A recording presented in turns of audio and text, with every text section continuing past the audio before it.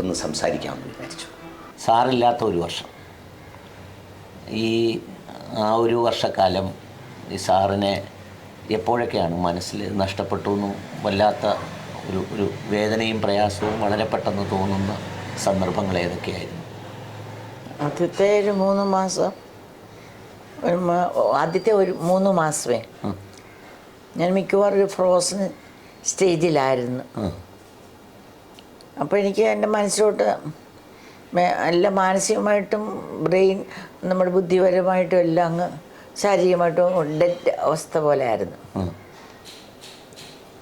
പിന്നത് മാറി മാറി വന്നെങ്കിലും എന്നും ആ മനപ്രയാസം അതിശക്തമായിട്ട് കടന്നു വരാറുണ്ട്. ചിലപ്പോൾ ഒരു ഫുൾ ഡേ മുഴുവൻ, അല്ലാത്തപ്പോൾ ഏതാനും മണിക്കൂറുകൾ. അത് ഇപ്പോഴുണ്ട്. പക്ഷേ അപ്പോഴെല്ലാം എൻ്റെ മനസ്സിലോട്ട് എൻ്റെ കൂട്ടത്തിലുണ്ട് എന്ന് ഞാൻ മനസ്സിൽ സ്ഥാപിക്കാൻ ശ്രമിക്കും. ഒന്ന് ഈ വിളക്ക്, ഒരു വർഷമായിട്ടും രാത്രി അല്ലാതെ ഈ വിളക്ക് കിട്ടിയിട്ടില്ല. ഞാൻ കിടക്കാവുന്ന പോകാൻ നേരത്തെ ഇത് അണയ്ക്കും. രാവിലെ വന്നത് കത്തിച്ച് ഒരു സെക്കൻഡ് പ്രാർത്ഥിച്ചിട്ടല്ലാതെ ഞാൻ ഒന്നും ചെയ്യാറില്ല. പിന്നെ കിടക്കാൻ നേരത്ത് എപ്പോഴും പ്രാർത്ഥിക്കുമ്പോഴെല്ലാം ഈ ഒരു ബൈബിൾ വചനമാണ്: മുപ്പിരി ചരട് അറ്റുപോകത്തില്ല. മുപ്പിരി എന്ന് വെച്ചാൽ 3 പിരി.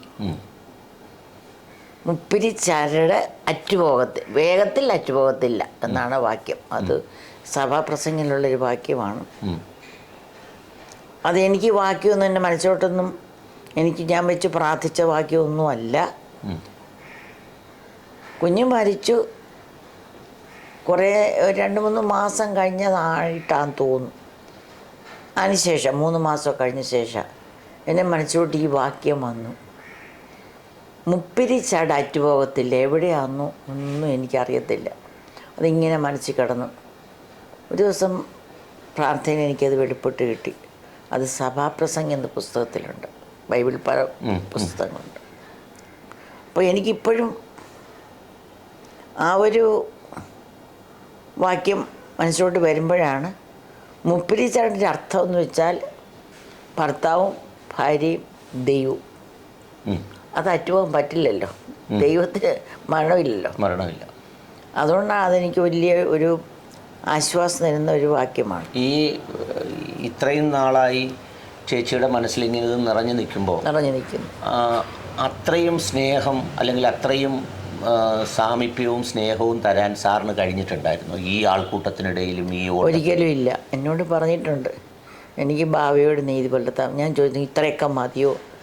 സംസാരിക്കാൻ പോലും പറ്റുന്നില്ലല്ലോ. രാത്രി എഴുന്നേറ്റ് ക്ഷീണിച്ച് വരും, ഉറങ്ങും. ഭക്ഷണം കഴിക്കുമ്പോഴും ഫോൺ ആളും അടുത്ത്. അപ്പം എനിക്കൊന്നും ഒരു സാധാരണ ഒരു ഭാര്യാഭർത്തൃ ബന്ധത്തിൽ സംസാരിക്കാൻ പറ്റുന്ന പ്രൈവറ്റ് നിമിഷങ്ങളൊന്നും അങ്ങനെ കിട്ടിയിട്ടില്ല.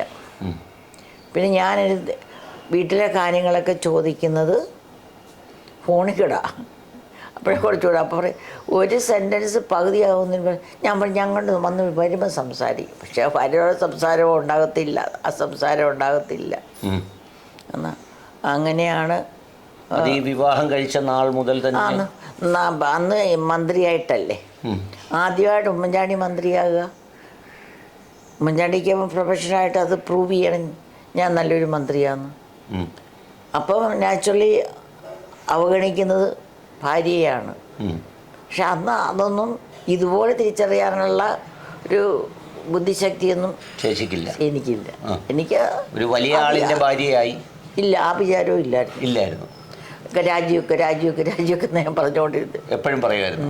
അപ്പോൾ കുഞ്ഞോറി ഭാവയെ പല സ്ത്രീകളും ഈ ഒരു കാര്യം, പല സ്ത്രീകളും ഇങ്ങനൊരു പൊസിഷൻ ആഗ്രഹിച്ചിട്ട് ഭാവ എന്താ ഇങ്ങനെ പറയുന്നത് ചോദിച്ചു. അപ്പോൾ ഞാൻ അതിനെക്കാട്ടിലൊക്കെ വിലമതിച്ചൊരു ഭർത്താവിൻ്റെ സാമീപ്യമാണെന്ന്.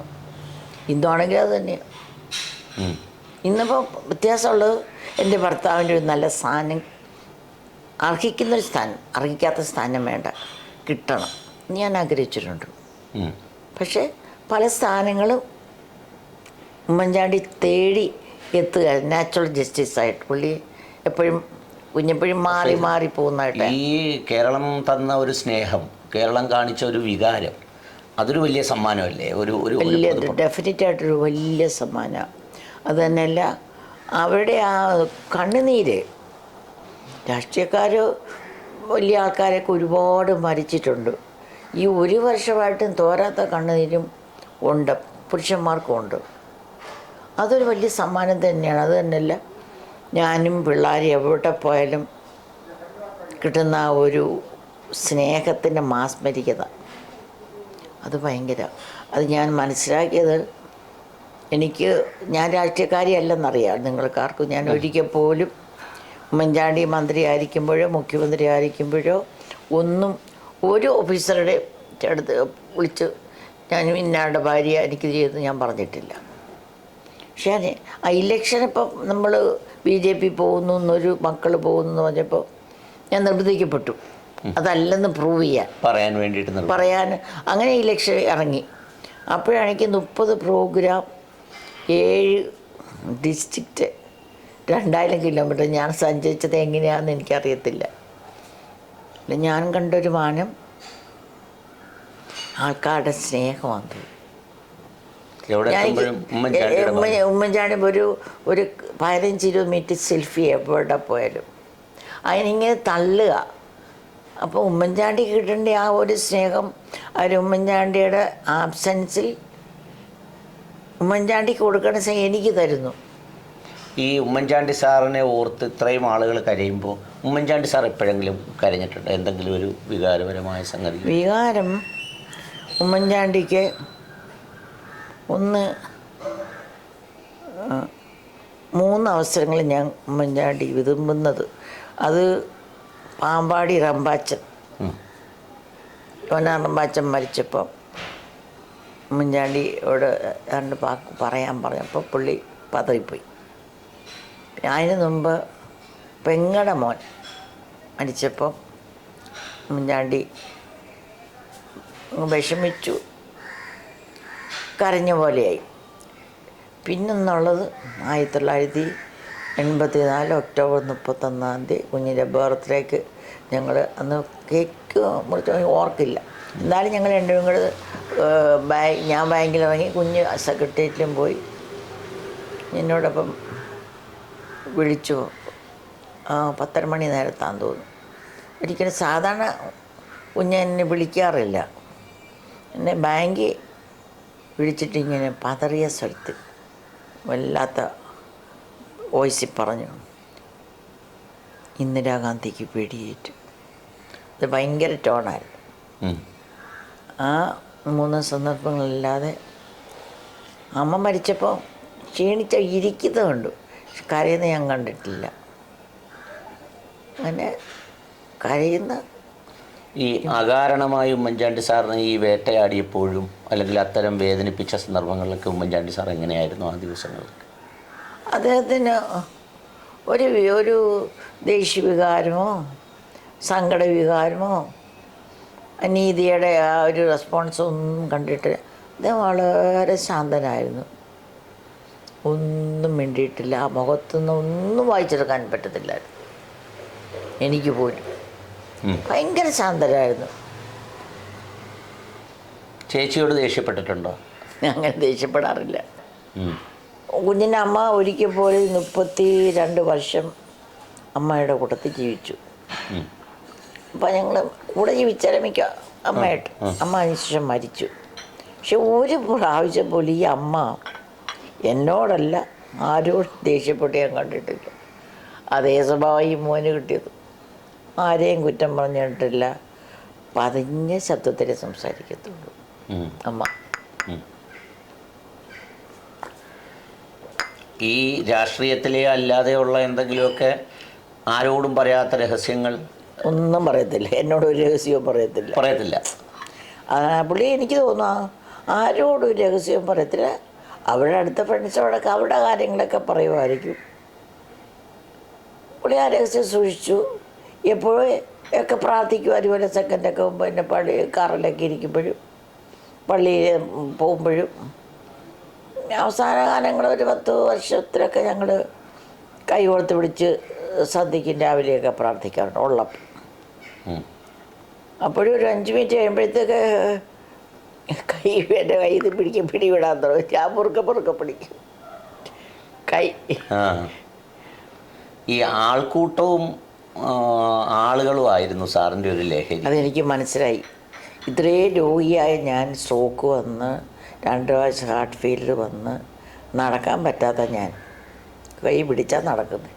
ഞാൻ എങ്ങനെ 2000 കിലോമീറ്റർ പോയത് ഒരു 3 ആഴ്ചക്കിടയിൽ? എവിടുന്നാ ശക്തി വന്നു? ഈ സ്നേഹം ഊർജ്ജമായിട്ട് പറയും. അപ്പോൾ എനിക്ക് ഉമ്മൻചാണ്ടിയുടെ തിയറി മനസ്സിലായി. ഈ ആളുകളിൽ സ്നേഹം മാത്രം കിട്ടും. നമ്മുടെ ജീവിതത്തിൽ നമുക്ക് ഒത്തിരി നെഗറ്റീവ് ഫീലിംഗ് കിട്ടാറുണ്ട് നമ്മുടെ ഡെയിലി ലൈഫിൽ. നമുക്ക് ഒരു 10-500 പേര് ഇങ്ങനെ സ്നേഹം മാത്രം തന്നുകൊണ്ടിരിക്കുമ്പോൾ അത് വലിയ എനർജിയാണ്. അതാണ് എനിക്ക് എൻ്റെ ആരോഗ്യം തന്നെ അങ്ങ് കൂടി. എൻ്റെ പ്രോബ്ലംസൊക്കെ ഒത്തിരി. അന്ന് ഒരു പ്രോബ്ലം എനിക്ക് 3 ആഴ്ചയൊക്കെ ഉണ്ടായിട്ടില്ല. എപ്പോഴും അല്ലാത്തപ്പോൾ പ്രോബ്ലം. ഈ മക്കളോടും കുടുംബത്തിലുമൊക്കെ ഏത് ഭാവത്തിലായി ഉമ്മൻചാണ്ടി സാറോട് സ്നേഹം പങ്കുവെക്കുന്നത്? ഇപ്പം നമ്മളൊക്കെ ആണെങ്കിൽ ഇപ്പം കുഞ്ഞുങ്ങളെ എടുത്തുകൊണ്ട് നടക്കുക, അല്ലെ അവർക്ക് ഭക്ഷണം വാരി കൊടുക്കുക. കൊച്ചിലേക്ക് 6 മാസം വരെ ഒന്നും കുഞ്ഞുങ്ങളെ കൈകൊണ്ട് തുറത്തുപോലും പേടിയാണ്, താഴെ പോകുന്നു. കൊച്ചുങ്ങളെ എടുക്കത്തില്ലായിരുന്നു. പിന്നെ മോനുമായിട്ട് തന്നെ എനിക്ക് തോന്നുന്നൊരു 3 വയസ്സെങ്ങാണ്ടായപ്പോഴാണ് മോൻ കുഞ്ഞിൻ്റെ അടുത്ത് പോകത്തേ ഇല്ല. രാത്രി ലേറ്റായിട്ടല്ലേ വരുന്നത്, രാവിലെ കുഞ്ഞു പോവും. അപ്പം ഈ കൊച്ചിന് കുഞ്ഞുമായിട്ട് ഒരടുത്ത് പോയില്ല. മോനെ ഇങ്ങനെ അടുപ്പിൽ ഒരു ബന്ദ് ദിവസമാണ് ഇവർ തമ്മിൽ അടുക്കുന്നത്. അവരെ ചാടി പോൻ അന്ന് ബാലകൃഷ്ണൻ കണ്ടിട്ട് ബാലകൃഷ്ണനെ കൊച്ചുങ്ങളെ കളിപ്പിക്കും. ഭയങ്കര ഇഷ്ടമാണ് ബാലകൃഷ്ണൻ. കുഞ്ഞോട്ട് ഒറ്റ അടുപ്പമില്ല. അപ്പോൾ ഒരു ബന്ദ് ദിവസം വന്നപ്പോൾ അങ്ങനെ അന്ന് അടുക്കുന്നത്. അതിപ്പോൾ കുഞ്ഞ് അടുപ്പമില്ലായിരുന്നു. മോൻ എന്നോട് മാത്രമേ താല്പര്യം. ഈ കുഞ്ഞും ബാവാവിളിയും നിങ്ങൾ തമ്മിലൊരു ധാരണയിൽ ഉണ്ടാക്കിയതാണോ, അല്ലെങ്കിൽ സ്വാഭാവികമായിട്ട് അങ്ങ് വിളിച്ച്? ബാവയെന്ന് എനിക്കുള്ള പേരാ. കുഞ്ഞിനെ എനിക്ക് ഒത്തിരി കസിൻസും അമ്മാച്ചനും കുഞ്ഞിനുള്ളതുകൊണ്ട് അത് ഒത്തിരി കോമണാണ്. അപ്പോൾ എനിക്ക് എൻ്റെ അമ്മാച്ചൻ മക്കളെ ആങ്ങളമാരെ കയറി കുഞ്ഞിനെന്ന് വിളിച്ചിട്ട് എൻ്റെ ഭർത്താവിനെ കയറി കുഞ്ഞിനെ വിളിഞ്ഞ് അത് നീണ്ട പേരുമായിട്ട് ഇരിക്കുന്നത്. അതുകൊണ്ട് ഞാൻ കുഞ്ഞെന്ന് വിളിച്ചു. അങ്ങനെ കായി. ഇപ്പോൾ എന്നോട് ഇങ്ങോട്ട് വരുമ്പോൾ നമ്മുടെ CR മഹേഷ് MLA PA ആണ് അദ്ദേഹം. അറിയായിരുന്നു നമുക്ക് പൂജപ്പുര കഴിഞ്ഞ് ഇടതുവശത്തോട്ടാണ് സാറിൻ്റെ വീട്ടിലേക്ക് പോകേണ്ടത്. പണ്ടാണെങ്കിൽ ആ വഴി പെട്ടെന്ന് നമുക്ക് കണ്ടുപിടിക്കാമായിരുന്നു. ഇപ്പോൾ ഒന്ന് സ്ലോയിൽ പോകണമെന്ന് പറഞ്ഞു. അത് ഈ ആൾക്കൂട്ടം അല്ലെങ്കിൽ ആ തിരക്ക് മാറി, അല്ലെങ്കിൽ അത് മാറിയതിൻ്റെ ഒരു വേദന, വിഷമം ഉണ്ടായിരുന്നു. പക്ഷേ ഇപ്പം അതും മാറി വരുന്നു. കാരണം വെച്ചാൽ ഇപ്പോൾ ഒരുപാട് പേര് വരുന്നുണ്ട്. വരാത്തൊരു ഘട്ടം ഉണ്ടായിരുന്നു. അപ്പോൾ എനിക്കതൊരു വലിയ വേദനയായിരുന്നു. പക്ഷേ കഴിഞ്ഞ 2 ആഴ്ചയായിട്ട് കുഞ്ഞ് വളർപ്പം അത്രയും ഒരിക്കലുണ്ടാകാൻ പറ്റത്തില്ലല്ലോ. അപ്പോൾ ആവശ്യക്കാർ ഒരുപാട് പേര്, നേതാക്കന്മാർ കുഞ്ഞിനെ കാണാനായിട്ട് വരുന്നു. അത്രയും വരത്തില്ല. പക്ഷേ എന്നാലും ആൾക്കാരുണ്ട്, വരുന്നുണ്ട്, എന്നെ കാണാൻ വരുന്നുണ്ട് ആവശ്യക്കാർ. പിന്നെ ചാണ്ടിമൻ MLA ആണല്ലോ. ഇന്ന് അവിടെ ഓഫീസിൽ നിറയെ ആളായിരുന്നു. അപ്പം കുഞ്ഞുള്ളപ്പോൾ തന്നെ ആളായിരുന്നു. അല്ലെ എന്നെ കാണാനൊക്കെ ആൾക്കാർ വരുന്നുണ്ട്. നമ്മളുടെ നേതാക്കന്മാരും രാഷ്ട്രീയക്കാരും വരുന്നുണ്ട്, ആവശ്യക്കാരും വരുന്നുണ്ട്. പിന്നെ ഈ ഉമ്മൻചാണ്ടി സാറിൻ്റെ ഏറ്റവും അടുത്ത സ്നേഹിതരായിരുന്നു ഈ രാഷ്ട്രീയത്തിൽ? അങ്ങനെ എനിക്ക് തോന്നുന്നു ഏറ്റവും അധികം അടുപ്പയൊക്കെ ആൻ്റണി തന്നെയായിരുന്നു. ആൻ്റണിയോടായിരുന്നു. അപ്പം എപ്പോഴും അങ്ങ് കാണുമെന്ന് തോന്നില്ല. എങ്കിലും 10-70 65 62 65 10-60 വയസ്സ്, 60 അല്ല 60 കൂടെ 62 63 വയസ്സ് 60 വർഷത്തെ അടുപ്പമെന്ന് പറഞ്ഞ കൊച്ചാണ്. പിന്നെ ഇന്നത്തെ കാലത്ത് പോലെ ഒറ്റക്കെട്ട എല്ലാവരും. അന്നത്തൊക്കെ അവരൊക്കെ ഇപ്പം അങ്ങ് മാറിപ്പോയി. ഇന്നത്തെ അവസ്ഥയല്ല അന്ന് ഈ കഷ്ടതയും കഷ്ടപ്പെട്ടൊരു ബാലജനസംഘത്തെ KSUവിലാണ് ആൻ്റണിയും കുഞ്ഞും തമ്മിൽ. ആൻ്റണി, വയലാർ രവി, AC ജോസ്. ഈ രാഷ്ട്രീയത്തിലെ അല്ലെങ്കിൽ എന്തെങ്കിലും വ്യക്തിപരമായ സംഭവങ്ങളോ അങ്ങനെ എന്തെങ്കിലും വളരെ ഇങ്ങനെ ഒരു ആത്മകഥം പോലെങ്കിലും ചേച്ചിയോട് എന്തെങ്കിലും പറഞ്ഞിട്ടുണ്ടോ? എന്തെങ്കിലും ഇപ്പം നമ്മൾ ചില കാര്യങ്ങളൊക്കെ പറഞ്ഞു. ഞാൻ പത്തനംതിട്ട സംഭവം പറഞ്ഞില്ല. അത് ലോകത്തിൽ ഒരു ഭർത്താവും സഹിക്കുന്നൊരു കാര്യമല്ല. ആ അവർക്ക് ദേഷ്യം വരും, ഭയങ്കരമായിട്ട് ദേഷ്യം വരും. ആ എന്തായിരുന്നു? ഞാനിങ്ങനെ ഡ്രസ്സ് എടുത്ത് കൊടുത്തു വിട്ടു. ആ അപ്പം പതാക ഉയർത്താൻ പോയി. പതാക ഉയർത്തപ്പോൾ എല്ലാ ആഴ്ചയും പോകുന്നല്ല, അന്നും പോയി. പതാക ഉയർത്താൻ പോകുന്ന കാര്യമൊന്നും എനിക്കറിയത്തില്ലായിരുന്നു. അപ്പോൾ ഞാനിത് കൊടുത്തു വിട്ടു. അപ്പം ഞാൻ ഒരു ഷർട്ട് കുറച്ച് വെച്ചു, വേറെ ബനിയന് ഔട്ട് വേണ്ട വെച്ചു. ഒരു ഷർട്ടില്ല. അവിടെ ചെന്ന് നോക്കിയപ്പോഴത്തേക്ക് രാവിലെ കുളിച്ച് കഴിഞ്ഞപ്പം നോക്കിയപ്പോൾ ഷർട്ടില്ല. കുഞ്ഞ് പോകാൻ 1.5 മണിക്കൂർ അങ്ങാണ്ട് പത്തനംതിട്ട പോകാനായിട്ട് ആപ്പാടെ വിഷമിച്ചപ്പോൾ അവിടെ പിന്നെ നോക്കിയപ്പോഴത്തേക്ക് പുതുപ്പള്ളി ഞങ്ങളുടെ പഴയ ഒരു കരിമ്പനടിച്ച് ഷർട്ടിട്ട് അത് എന്നാൽ പിന്നെ അതിട്ടാൻ പറ്റും. അതിട്ട് പുറത്തിറങ്ങിയപ്പോഴത്തേക്ക് എല്ലാവരും പിടിച്ചോ മഞ്ചാടി ഇതിട്ടുണ്ട് പോയി, ഇത് മോശം, തീരെ മോശം ഷർട്ട് എന്ന് വെച്ചാൽ തീരെ മോശം, നമ്മൾ അലക്കാനിടുന്ന പോലത്തെ ഷർട്ട്. അപ്പോൾ അങ്ങനെ പോയി. അപ്പോഴത്തേക്ക് കുഞ്ഞിൻ്റെ ആ ഷാർപ്നെസ്സേ, പ്രാക്ടിക്കൽ ബുദ്ധി ഉടനെ പുള്ളി അവിടെ നിന്ന് നോക്കി. ഒരുപാട് പേരുണ്ട്, കുഞ്ഞിൻ്റെ അത്രയുള്ള ഒരാളെ കണ്ടുപിടിച്ചു. ഈ കുഞ്ഞിനെ കാണാൻ വന്നതില്ല, അടുത്തുള്ള ആൾ തന്നെയാണ്. ഇന്നാളും ഞാൻ ആളിനെ കണ്ടു.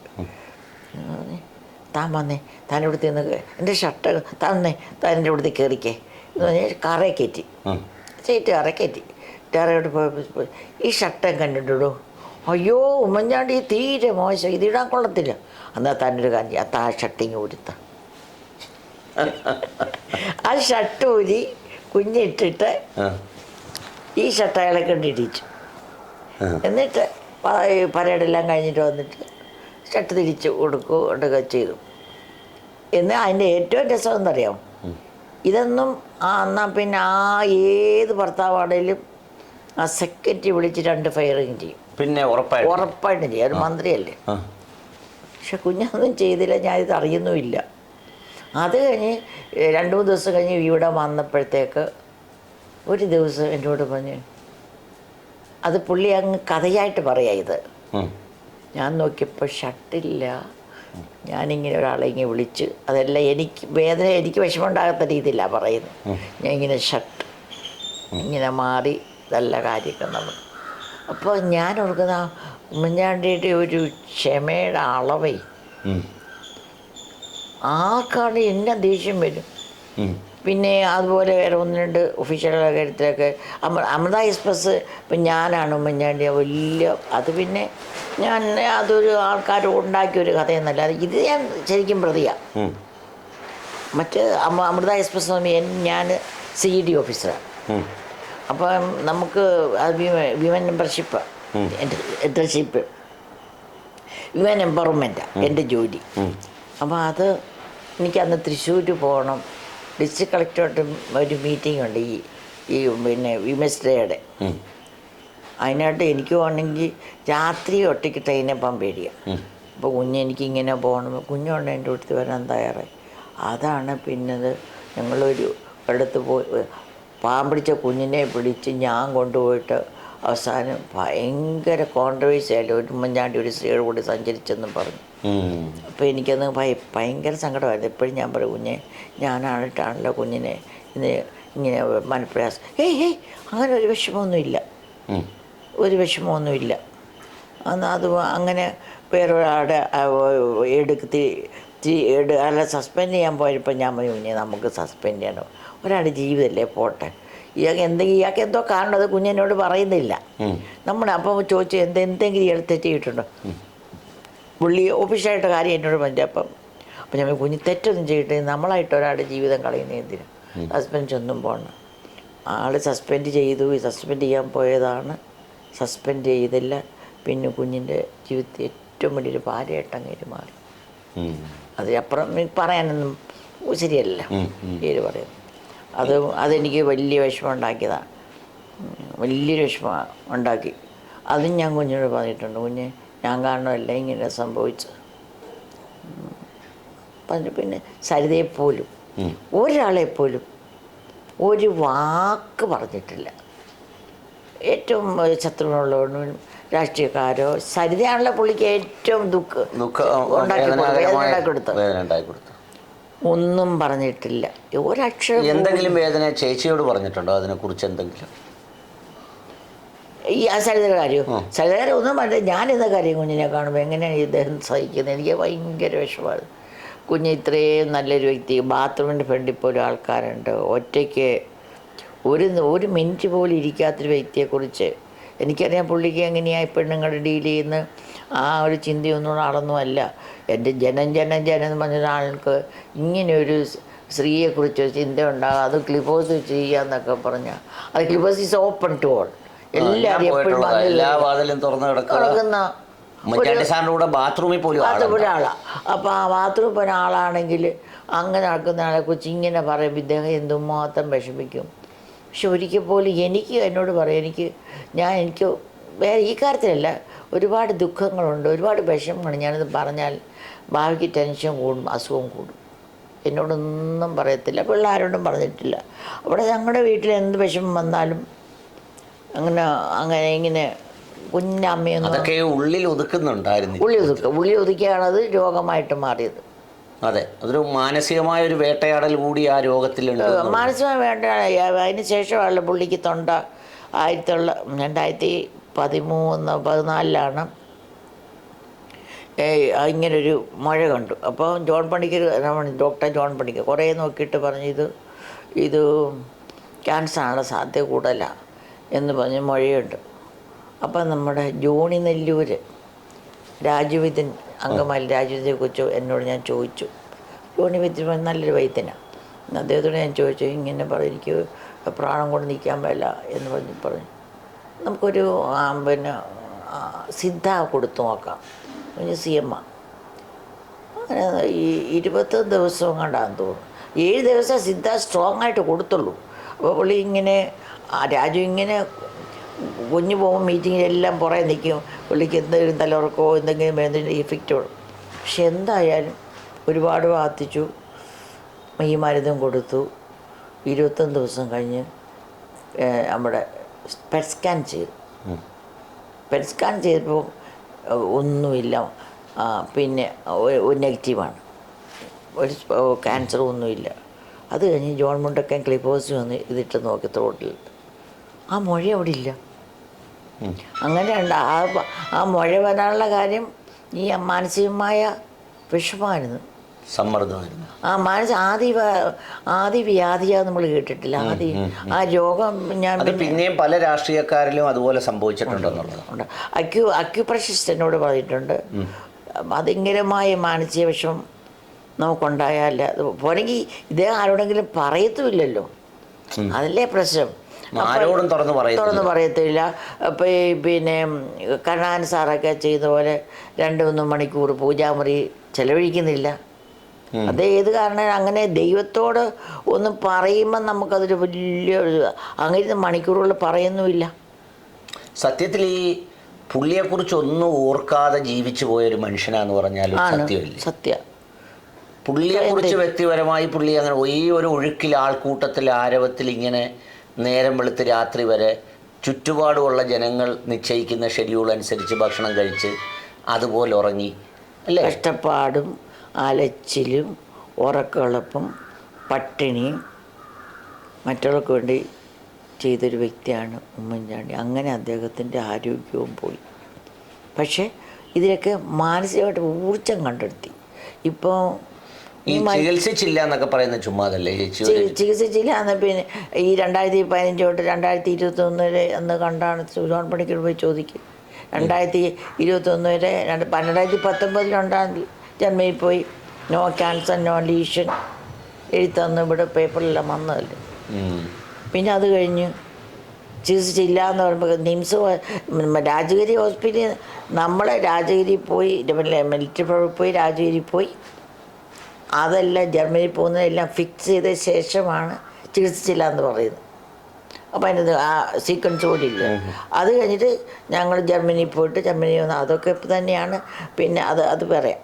ജർമ്മനിയിൽ പോയിട്ട് വന്നിട്ട് വലിയ ലേസർ ചെയ്തു, എൻ്റെ ഡബിളായി. അത് കഴിഞ്ഞ് ഇവിടെ വന്നപ്പോഴേക്ക് ന്യൂമോണിയ പോലെ വന്നു, നിംസിലായി. വീണ്ടും ഞങ്ങൾ ബാംഗ്ലൂർ വന്നു. ബാംഗ്ലൂർ വന്നിട്ട് അവർ പറയുന്നത് ട്രീറ്റ്മെൻറ്റ് ചെയ്തു.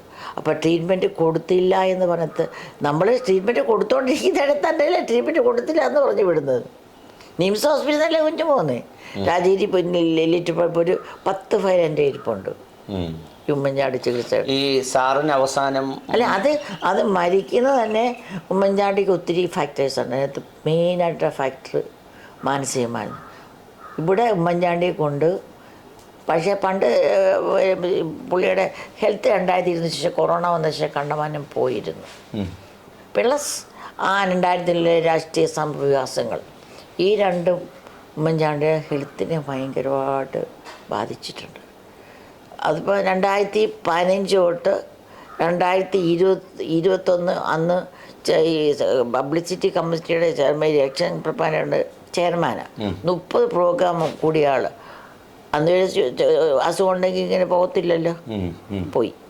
അപ്പോൾ അത് കഴിഞ്ഞ് ആശുപത്രിയിൽ പോകുമ്പോഴാണ് ആശുപത്രി അറിഞ്ഞിട്ട് ജർമ്മനി പോലെ ഫിക്സ് ചെയ്ത ശേഷം പറഞ്ഞ് ചികിത്സിക്കുന്നില്ലെന്ന് പറയുന്നുണ്ടെങ്കിൽ നാച്ചുറലി ആ ചികിത്സിക്കുന്നില്ല എന്ന് പറയുന്നവർക്ക് ഉമ്മൻചാണ്ടി ആത്മാന്ന് അങ്ങനെ പറയല്ല. എനിക്ക് ചികിത്സ കിട്ടിയെന്നൊക്കെ എനിക്ക് ചികിത്സ കിട്ടിക്കൊണ്ടിരിക്കുന്നത്. പിന്നെ ഒരു ഭാര്യയും മക്കളെ കാട്ടി ലോകത്തിലാർക്കെങ്കിലും ഒരാൾ വരുമോ? പിന്നെ അല്ലെങ്കിൽ ആർക്കും പറയുന്നവർക്കും നഷ്ടമില്ല. അല്ലെങ്കിൽ ഞാൻ ഭർത്താവിനെ നോക്കാത്ത ആർക്കും ഇവിടെ അവരോട് ചോദിച്ചത് എനിക്കെന്ത് ഒരു മോട്ടീവ് വേണ്ടേ? ആ മോട്ടീവ് എനിക്കെന്താ? ഞാൻ വിധവയാണെന്ന് മോട്ടീവോ? എന്താ എനിക്ക് വേണ്ടത്?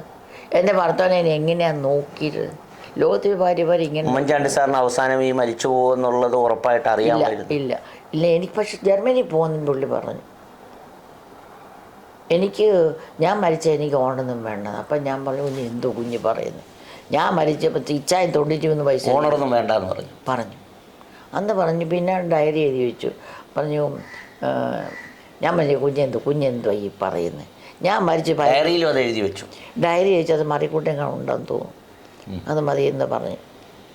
അപ്പോൾ അതും ഈ വേദനയോടുള്ള ഒരു പ്രതിഷേധമായിരിക്കുമോ? ഈ ഇത്രയൊക്കെ വേദനിപ്പിച്ച് ഇനി എനിക്ക് ശേഷം അങ്ങനെ ഒരു എനിക്ക് തോന്നുന്നു പുള്ളി ഇത് അക്സെപ്റ്റ് ചെയ്തു. ദൈവം അറിയാം ജീവിതം സംഭവിക്കത്തില്ല, എല്ലാം സത്യം ഒരിക്കൽ തെളിയും എന്നുള്ള ഒരു കടുത്ത വിശ്വാസം. എനിക്ക് ആ ഒരു കാഴ്ചപ്പാട് എനിക്കതാ തോന്നുന്നത്. കുഞ്ഞൻ മരിക്കുമെന്ന് കുഞ്ഞിന് അറിയത്തില്ലായിരുന്നു. ഈ ഓഗസ്റ്റിൽ നമ്മൾ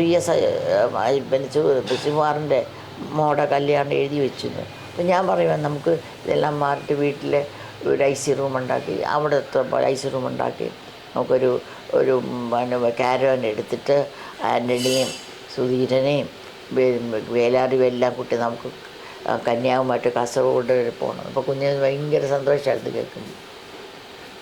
പിന്നെ ഇവരെ വിളിച്ച് നമുക്ക് പഴയ ആൾക്കാരെ വിളിച്ച് ഞാൻ ഡിന്നർ കൊടുക്കാം കുട്ടിപ്പാണ്ടത്തെ. അതൊക്കെ വലിയ സന്തോഷമായിരുന്നു. ഭയങ്കര സന്തോഷമായിരുന്നു.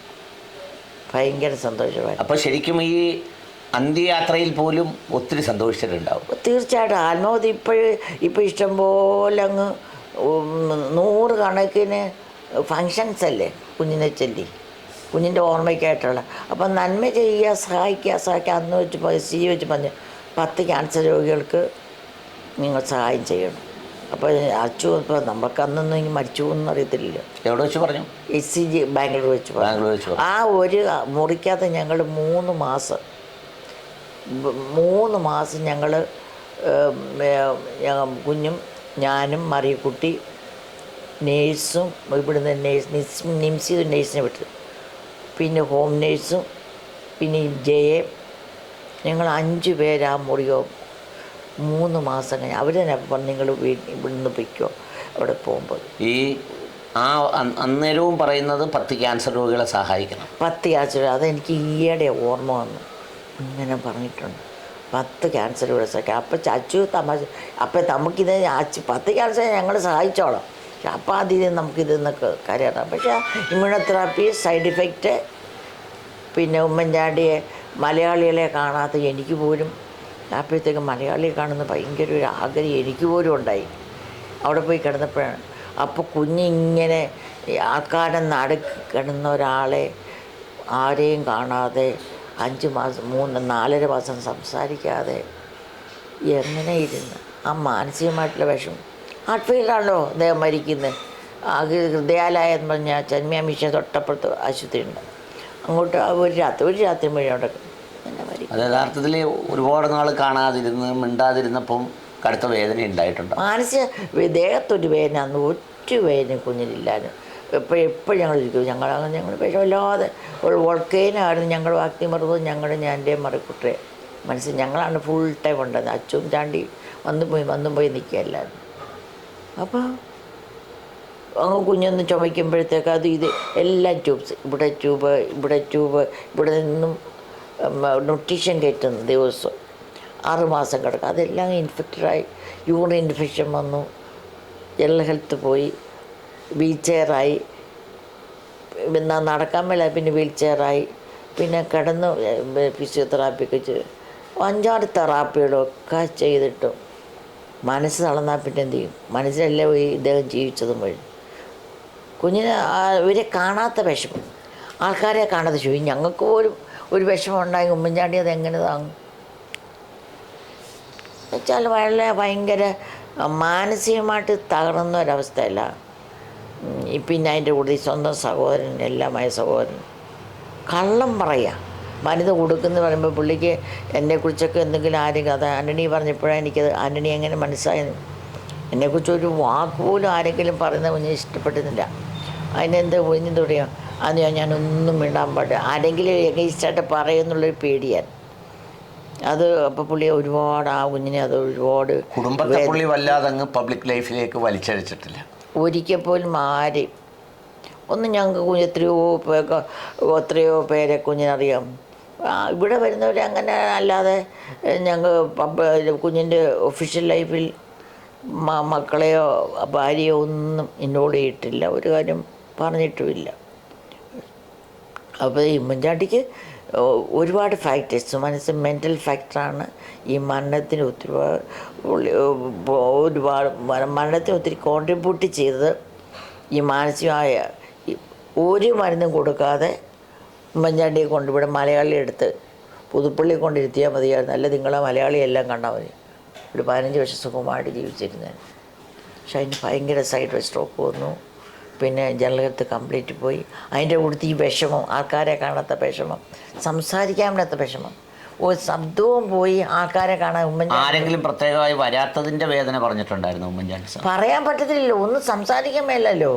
എഴുതി അങ്ങനെയൊന്നും പുള്ളി പറഞ്ഞിട്ടില്ല. ഇല്ല, അതല്ല, അതൊക്കെ നമ്മളെ പോലല്ല. ദൈവം തന്ന അതങ്ങ് അക്സെപ്റ്റ് ചെയ്യുക. നമ്മളെല്ലാവരും പ്രാർത്ഥിക്കാറുണ്ട്, ദൈവമേ ഞങ്ങൾക്കൊരു കടത്തല്ല, ഞങ്ങളെ ജീവിതത്തിൽ കിടക്കാതെ മരിക്കാൻ സഹായിക്കണമെന്ന് എല്ലാവരും പ്രാർത്ഥിക്കുക, പ്രായമായാലും. പക്ഷേ കിടത്തിയാൽ എന്ത് ചെയ്യും? റെസ്പോൺസ് ശാന്തമായിരുന്നു. അപ്പോഴും ശാന്തനാണ്. ശാന്തം. ഒരിക്കൽ പോലും അന്ന് ഇറിറ്റേറ്റഡ് ആയിട്ട് പേരുണ്ട് ഇങ്ങനെ ഇല്ല എന്ന് കാണിക്കും. പക്ഷേ ഞങ്ങൾക്ക് അതിവേദനയുണ്ട്. ഉമ്മൻചാണ്ടി ഇവിടെ കൊണ്ടിരുത്തി എല്ലാവരെയും കാണിച്ച് അതെൻ്റെ പുള്ളിക്ക് മെഡിസിനായി. ഉമ്മൻചാണ്ടിക്ക് എല്ലാവർക്കും ആകത്തില്ല, ഉമ്മൻചാണ്ടിക്ക് അത് മെഡിസിനായാണ്. ഇത് ചാണ്ടി പൊളിറ്റിക്കൽ വെപ്പണായിരുന്നു, ഗൂഢാലോചനയായിരുന്നു. അതിനകത്ത് ഒരുപാട് പേര് ഇതുകൂടാണ് ആരൊക്കെയാണെന്നുള്ള കാലം പ്രൂവ് ചെയ്യട്ടെ. അത് അപ്പോൾ എന്നോട് പലരും തിരുമേൽമാർ ഉൾപ്പെടെ വന്ന് പറഞ്ഞു ഇതെല്ലാം ഇത്രയും ആളുകൾ സന്ദർശിക്കുന്ന ഒരു രാഷ്ട്രീയ പ്രവർത്തകന്റെ കബറിടമില്ല. അല്ല, എന്നും ആളുണ്ടല്ലോ അവിടെ. അത് ഉമ്മൻചാണ്ടി ഒരിക്കലും ഒറ്റയ്ക്കാൻ ആഗ്രഹിച്ചില്ല. ഉമ്മൻചാണ്ടി കല്ലറ എപ്പോഴും ആളുണ്ട്. പിന്നെ കല്ലറയിൽ പോലും പുള്ളി ഒറ്റയ്ക്കല്ല, എപ്പോഴും ആൾക്കൂട്ട ശബ്ദവും കേട്ട. പിന്നെ പ്രാർത്ഥിക്കുന്നുള്ളതാണ്. ഒന്ന് ചികിത്സാപ്പിഴ, അത് ചികിത്സ കൊടുത്തോണ്ടിരിക്കുമ്പോഴാണ് ചികിത്സാപ്പിഴ എന്ന് പറയുന്നത്. അത് പിന്നെ കൂടാതെ പൊളിറ്റിക്കൽ ആയുധ കോസ്പിറൻസിയാണ്. പിന്നെ അപ്പോൾ ഇലക്ഷൻ തെരഞ്ഞ ചാണ്ടുവിൻ്റെ വേറെ വിഷയം പ്രാർത്ഥിക്കുന്നതായിരുന്നു. പ്രാർത്ഥിച്ചുകൊണ്ട് മരുന്നുള്ളൂ, മരുന്ന് കൊടുക്കാതിരിക്കുന്നത് മാത്രമല്ല പറഞ്ഞത്, പ്രാർത്ഥിച്ചുകൊണ്ടിരിക്കുക മരുന്ന്. പക്ഷേ ഇപ്പോഴെന്താ ആൾക്കാർ ചെയ്യുന്നത്? ഒരു പറ്റപ്പോഴും ആൾക്കാർ ചെയ്തത് എന്താ? കല്ലറ മെഴുക തിരിച്ച് പ്രാർത്ഥിക്കും. അധികം മെഴുകത്തി തച്ചല്ല പ്രാർത്ഥിച്ചത്. ഞാൻ ഒരുപാട് മണിക്കൂറിൽ പ്രാർത്ഥിച്ചു, പക്ഷെ മെഴുകത്തിച്ചില്ല. മെഴുകത്തിച്ച് ഞാൻ പ്രാർത്ഥിക്കാറുണ്ട്. പക്ഷെ അപ്പം മെഴുകപ്പം ഒരു സ്റ്റെപ്പ് കൂടെ കടന്ന് മെഴുകത്തിച്ച് വെച്ച് ആൾക്കാർ പ്രാർത്ഥിക്കുക, എന്നിട്ട് അവിടെ മെമ്മോറാണ്ട് എഴുതിയിടുക. ചാണ്ടിമോൻ എടുത്തുകൊണ്ട് പോകും, എന്നും എടുത്തുകൊണ്ട് പോകും. ചാണ്ടിമോൻ്റെ ജീവിതം തുടങ്ങുന്നത് രാവിലെ അവിടെ ഉണ്ടെങ്കിൽ രാവിലെ കല്ലറയിൽ പോയിട്ടാണ് അവൻ്റെ ജീവിതമായിട്ട് പോകുമെന്ന് എനിക്കറിയത്തില്ല. രാവിലെ എന്തായാലും പോയിട്ടാണ് അവൻ്റെ ഡേ തുടങ്ങുന്നത്. എനിക്ക് ഉമ്മൻചാണ്ടി സാറുമായി ഒരുപക്ഷെ എൻ്റെ ചെറുപ്പം മുതൽ പത്രം വായിച്ചും അല്ലെങ്കിൽ അങ്ങനെയുള്ള ആ അനുഭവങ്ങൾക്കപ്പുറത്ത് പിന്നീട് ഏതാണ്ട് ഒരു 5 വർഷക്കാലം അദ്ദേഹത്തിൻ്റെ മന്ത്രിസഭയിൽ ഒരു വകുപ്പിലെ മാനേജിങ് ഡയറക്ടറായിട്ട് ഇരിക്കാൻ കഴിഞ്ഞു എന്നുള്ളത് മാത്രമാണ്. പക്ഷേ എങ്കിൽ പോലും ആ മനുഷ്യൻ അന്നും എന്നെ ഒരുപാട് അത്ഭുതപ്പെടുത്തിയിട്ടുണ്ട്. ആൾക്കൂട്ടങ്ങളിൽ ക്ഷമയോടെ, ക്ഷീണമില്ലാതെ, തളർച്ചയില്ലാതെ, ഒരുപക്ഷെ ഇന്ന് AI ക്യാമറകളിലൂടെയൊക്കെ സൃഷ്ടിക്കപ്പെടുന്ന മനുഷ്യരുടെ അപാരതയെക്കുറിച്ച് സംസാരിക്കുമ്പോൾ എല്ലാ ജൈവിക ഘടനയോടും കൂടി ഈ AI സിദ്ധാന്തങ്ങളെയൊക്കെ അതിജീവിക്കുന്ന മാനസിക കരുത്തിൻ്റെയും ജനങ്ങളോടുള്ള അടങ്ങാത്ത അഭിനിവേശത്തിൻ്റെയും ഒക്കെ ഒരാൾരൂപമായിരുന്നു ഉമ്മൻചാണ്ടി സാറിൻ്റെ ആ ഒരു പൊതുപ്രവർത്തന കാലഘട്ടം. ഒരുപക്ഷെ രാജീവ് ഗാന്ധിയുടെ മരണത്തിനൊക്കെ ശേഷം നമ്മുടെ മനസ്സിനെ വല്ലാതെ വേദനിപ്പിച്ച ഒരു യാത്രയായിരുന്നു ഉമ്മൻചാണ്ടി സാറിൻ്റേത്. ഉമ്മൻചാണ്ടി സാറില്ലാത്ത ഒരു വർഷത്തെക്കുറിച്ചാണ് ചേച്ചി ഇപ്പോൾ സംസാരിച്ചത്.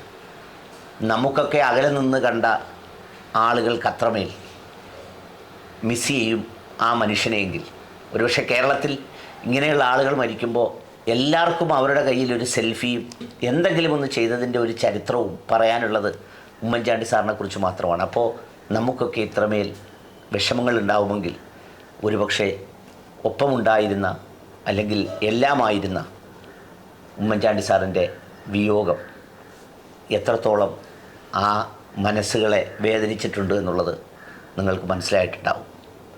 ഇനിയൊരു ഉമ്മൻചാണ്ടി സാറിന് വേണ്ടി ഒരുപക്ഷെ നമ്മുടെ തലമുറയ്ക്ക് കാത്തിരുന്ന് കാണുക, നമ്മുടെ തലമുറ കാത്തിരുന്നാൽ കാണാൻ കഴിയുമെന്നുള്ളത് ഒരു അതിശയോക്തിയായിരിക്കും. അദ്ദേഹത്തിൻ്റെ ആത്മാവിന്, ഓർമ്മകൾക്ക്, നന്മകൾക്ക് എല്ലാവിധമായ പ്രതിഫലവും ഉടയതമ്പുരാൻ നൽകി അനുഗ്രഹിക്കട്ടെ എന്ന് ആത്മാർത്ഥമായി പ്രാർത്ഥിക്കുന്നു.